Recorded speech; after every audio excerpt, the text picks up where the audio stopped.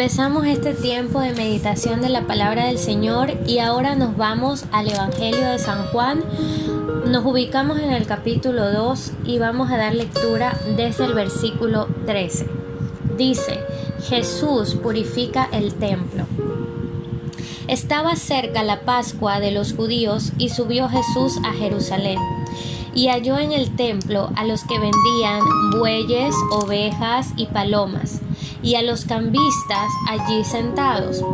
Y haciendo un azote de cuerdas, echó fuera del templo a todos, y las ovejas y los bueyes, y esparció las monedas de los cambistas y volcó las mesas.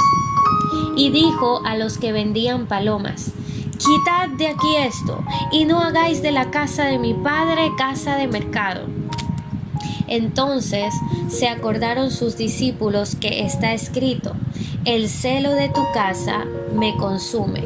Eso lo podemos encontrar escrito en Salmos 69, versículo 9.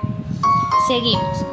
Y los judíos respondieron y le dijeron: ¿qué señal nos muestras, ya que haces esto? Respondió Jesús y les dijo: destruid este templo, y en 3 días lo levantaré.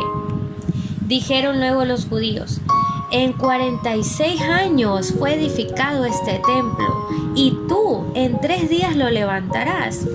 Mas Jesús hablaba del templo de su cuerpo. Por tanto, cuando resucitó de entre los muertos, sus discípulos se acordaron que había dicho esto, y creyeron la escritura y la palabra que Jesús había dicho. Esta es nuestra lectura de este día, desde el versículo 13 hasta el versículo 22 del Evangelio de San Juan, capítulo número 2. Me emociona mucho poder seguir avanzando en lo que es la lectura y también en la meditación. ¿Por qué la lectura? Porque el Señor nos dice que la fe viene por el oír, y el oír la palabra de Dios.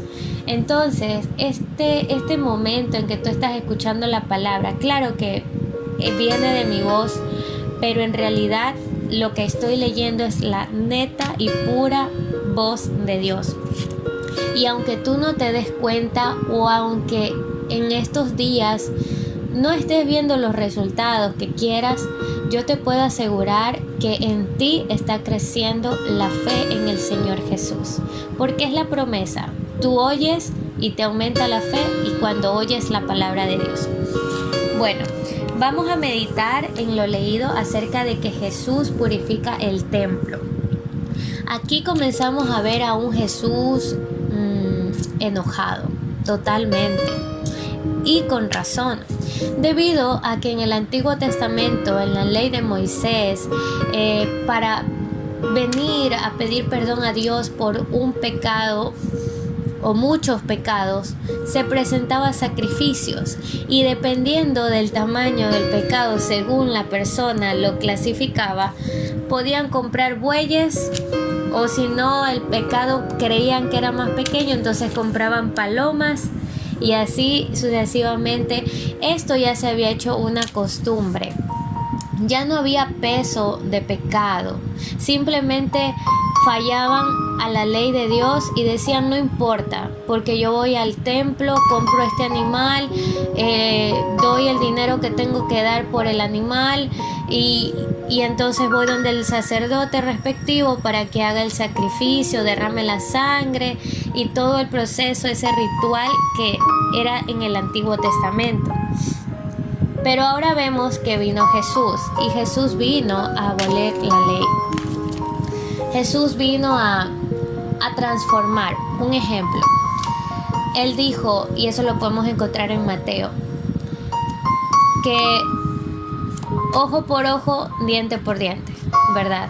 Y creo que han escuchado esto. Pero Jesús viene y dice: bueno, ustedes vieron que en la ley dice ojo por ojo, diente por diente.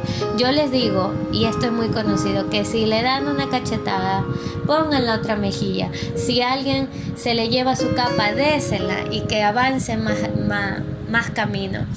Entonces, eso de ahí irritaba totalmente a los sacerdotes judíos. Por eso es que vemos que Jesús se enoja de tal manera como no lo habíamos leído hasta ahora en el Evangelio de San Juan, porque vio la injusticia y vio la comodidad del pueblo ante sus fallas y sus pecados. Por eso es que toma esta actitud. Ahora, usted puede decir, eso estuvo mal de Jesús, él no tenía por qué hacer eso. Pues sí lo podía hacer. Él es Dios hecho hombre.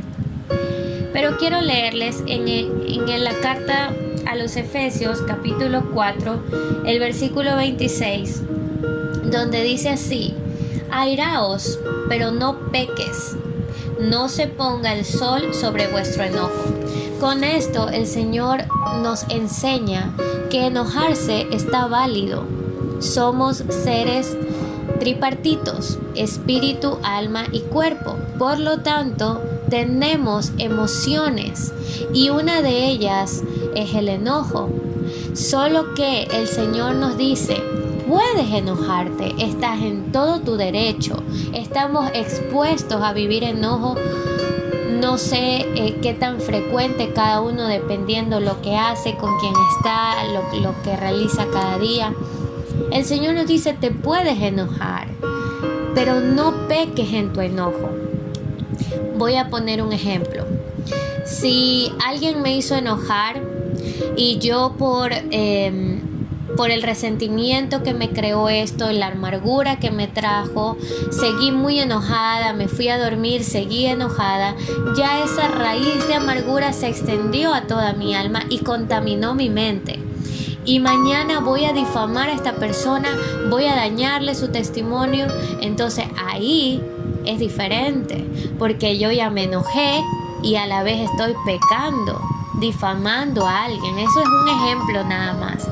Acá Jesús se enojó, comenzó a liberar a todos los animales que los tenían para los sacrificios, el dinero de los cambistas también los echó fuera del templo, los echó a todos. Y yo me imagino a un Jesús tan enérgico, pero también con tanta autoridad para poder echar fuera a todos. Era su casa, era Dios. Jesús es Dios y su casa la vio totalmente hecha un mercado donde no había un arrepentimiento verdadero. Por eso es que Jesús se enojó, pero no cometió pecado. Incluso se los leí en Salmo 69:9, descrito estaba que él iba a sentir ese celo por su casa, por su templo. Entonces, luego de esto, los judíos, obviamente, pues todo este concilio, los sumos sacerdotes, obviamente también se enojaron y le dijeron: ¿qué señal tú nos muestras? Pero Jesús les dijo: destruid este templo y en 3 días lo levantaré. Y a ellos les pareció tan imposible porque obviamente ellos no tenían esta revelación espiritual o no entendían lo que Jesús quería decir más allá, ¿no? Jesús siempre hablaba misteriosamente en parábolas. Jesús no se refería a esta estructura material del templo, sino que se refería a él mismo. Por eso él dijo: van a destruir este templo, se refería a él, pero en 3 días será levantado, se refería a él. Y lo dice en el versículo 21. Mas él hablaba del templo de su cuerpo, porque todos estamos conscientes y seguros y creemos que Jesús resucitó al 3er día. De esto se refería nuestro Señor Jesucristo.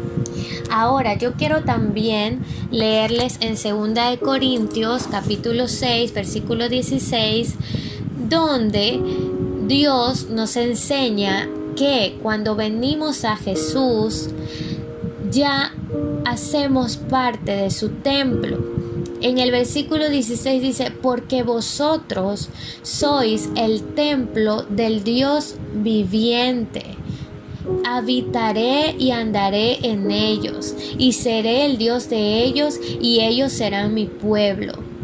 Cuando nosotros venimos a Jesús, nosotros venimos a ser el templo, nosotros venimos a ser la iglesia de Cristo.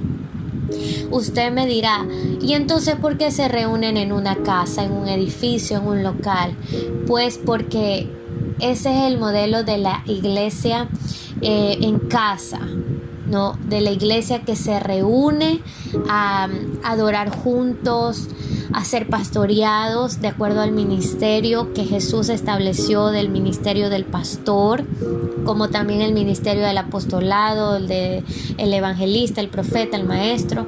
Entonces, pero ahora en estos tiempos que estamos viviendo de COVID-19, se cerraron esos locales, se cerraron las iglesias, los edificios. Pero seguimos nosotros siendo ese templo de Dios. Seguimos contando con esa promesa de que Dios va a habitar en nosotros. ¿Cómo? Por medio del Espíritu Santo. Cuando nosotros recibimos a Cristo en nuestro corazón, entonces automáticamente recibimos el regalo de la salvación, pero también el regalo de ser llenos del Espíritu Santo, de ser el templo viviente del Dios Todopoderoso. Y quiero repetir esta promesa que Dios dice: habitaré y andaré en ellos, y seré el Dios de ellos, y ellos serán mi pueblo. Solamente en Jesús podemos ser el templo de Dios. Y aquí no importa tu físico, no importa si eres alto o bajo, si eres delgado, si no eres tan delgado, no importa nada. Aquí Dios no está viendo si eres... o sea, como que contamos con lo que la sociedad quiere ver en un cuerpo. Nada que ver, eso es súper secundario. Dios nos dice: en Jesús tú vienes a ser mi iglesia, y es por esa iglesia que Jesús viene. Y es por esa iglesia que Jesús está pronto a recogerla entre las nubes, a tocar esa trompeta, y nosotros que somos su iglesia vamos a ascender y nos vamos a encontrar con Jesús, y juntos nos iremos al cielo. Todo esto lo tenemos en Jesús de Nazaret, en nadie más. Así que una vez más, ven a Jesús y recíbelo en tu corazón. Es realmente maravilloso poder ser el templo de Dios. Que Dios te bendiga.